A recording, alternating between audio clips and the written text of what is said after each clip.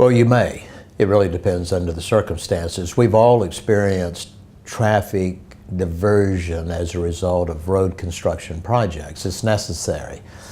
But the manner in which you move traffic through construction is a science unto itself. There are established Florida standards that are well thought out, well engineered, that have to be applied to the manner in which you safely move traffic so that a construction project can move forward. And there are a number of people who play a role in that, and they don't always do a good job of that.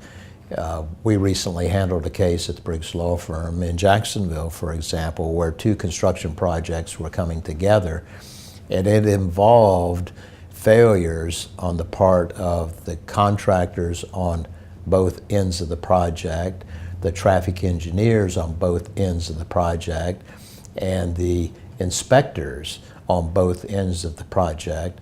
That resulted in a horrible situation, non-compliant, and a tragic accident that resulted in death.